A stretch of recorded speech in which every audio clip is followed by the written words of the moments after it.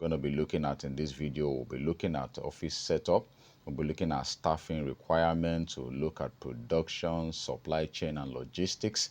We'll also be looking at technology accounting and one or two other things as we look at how we run our operations. Now stay with me and we will examine all of these things to see how we can set up our operations so that it can be successful. Now, it involves careful planning and execution and continuous monitoring. Okay, so we're going to be breaking down the key areas for you so that you know how it is managed. We're going to be starting off with office setup. Okay, so now your business is up and you need to set your office.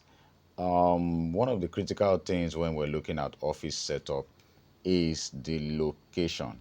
Okay, now when you're looking at your business location, a couple of things should come to your mind.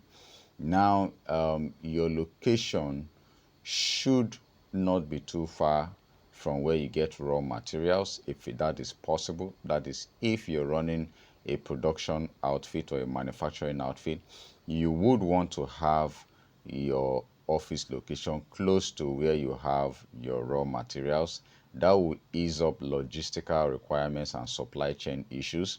You would want to look at closeness to skills, that is staffing requirements. You would want to situate your office in a place where you can easily get the required staffing requirements for it. So proximity to raw materials, proximity to staff will play a key role in your location. Also, you would want to consider proximity to your market, that is ease of access to your customer. So you don't want to be in a location that is far away from your intended customers, because you want to be in a place where you can easily sell off your product. But it's always, you just have to find a delicate balance between all of this, because sometimes raw materials may not be exactly where your intended customer base is, and sometimes you may have to maybe move to a local region if you want to be close to raw materials. You may need to move to another place if you want to be close to customers. So you just have to strike a delicate balance between all of this to ensure that your location is actually in the best place that it ought to be. Of course, in some businesses, some staffing requirements may be done remotely. Some businesses are remote. If your business is remote, largely remote, then you wouldn't have much to worry about when it comes to location. Okay, so location will be an issue, especially if you're doing productions or if you're into retailing and wholesaling. Okay, you just want to pick the right location. The next thing you want to look at when you're looking at your office setup is your space planning. Okay, so you want to plan the use of your space in such a way that you are able to optimally maximize the space that you have available, or that you need to get the kind of space that will be able to work optimally for the kind of business that you want to do.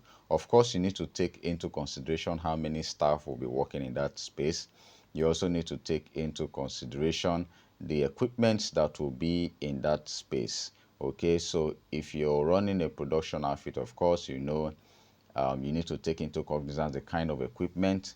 If the equipment are equipment that can have to be on the ground, or the equipment that can actually be in a storage building, you need to also take cognizance of how big and how wide the equipments are.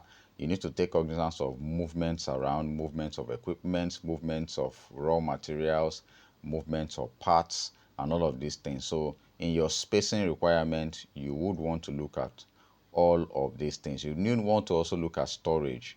Okay, storage will play a key role in determining how you're going to choose your office space. So your office location and your office spacing, they are all closely related. You do need to look at all of these things I've mentioned as you consider your spacing and your location.